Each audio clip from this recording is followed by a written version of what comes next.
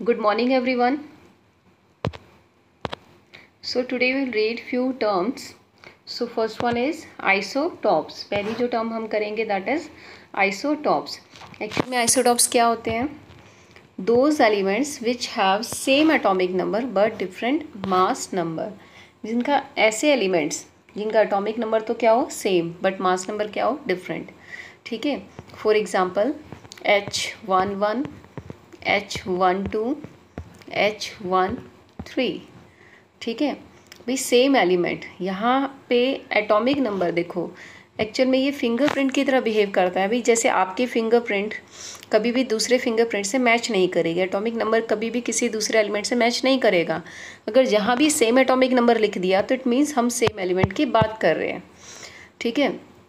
तो आपने अभी तक नहीं पढ़ा होगा पीरियोडिक टेबल के अंदर भी आपको लगता होगा कि वो एक ही हाइड्रोजन है. एक्चुअल में वो एक नहीं है, वो तीनों का एवरेज लिया हुआ है. ठीक है. उनका एटॉमिक मास का एवरेज लिया हुआ है. तो अगर आप उसे सेपरेटली देखोगे तो हाइड्रोजन के कितने आइसोटॉप्स होते हैं? 3. कैसे? पहला हाइड्रोजन उसका एटॉमिक नंबर क्या है? 1. दूसरे का भी 1, तीसरे का भी 1.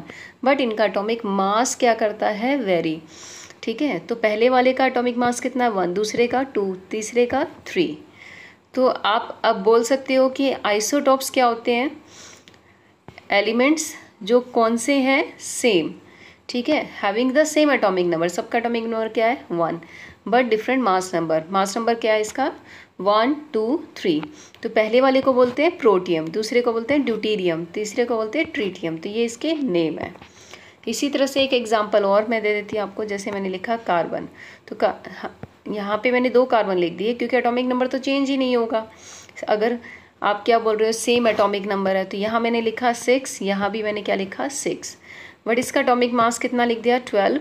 और यहाँ इसका कितना लिख दिया मैंने? 14. ठीक है.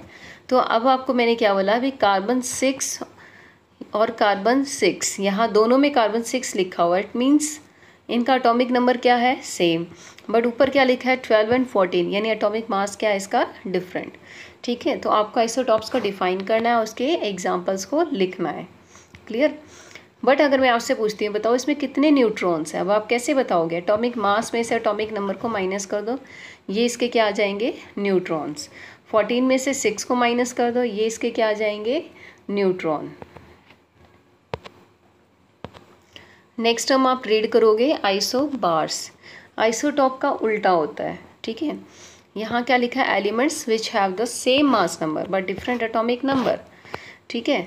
अब मैं एक एग्जांपल ले लेती हूँ. जैसे मैंने लिया आर्गन एंड कैल्शियम. आपने एग्जांपल्स को चेंज नहीं करना, अपनी तरफ से नहीं लिखना. जो एग्जांपल आइसोबार के वो आइसोबार में ही लिखोगे. ठीक है. आर्गन का एटॉमिक नंबर कितना होता है? 18. कैल्शियम का एटॉमिक नंबर कितना होता है? 20. ठीक है. आर्गन का एटॉमिक मास होता है 40 और कैल्शियम का भी होता है 40. ठीक है. अब आप क्या बोलोगे? भी एटॉमिक नंबर चेंज कर दिया तो क्लियर सी बात है एलिमेंट भी चेंज हो जाएगा, क्योंकि एलिमेंट भाई एटॉमिक नंबर चेंज करना इट मीन्स आप एलिमेंट को चेंज कर रहे हो. ठीक है. तो अब यहाँ आप क्या लिखोगे? ये क्या है? Atoms of different element. ठीक है. Having the same mass number. Mass number सेम है but different atomic number. Clear? अब आपसे पूछा जाए कि न्यूट्रॉन्स कितने हैं, तो 40 माइनस 18 आप कर दोगे, क्या आ जाएंगे इसके? न्यूट्रॉन्स. इस कैल्शियम की निकालना चाहो तो इसमें 40 माइनस क्या कर दोगे? 20. तो इसमें क्या आ जाएंगे? न्यूट्रॉन्स.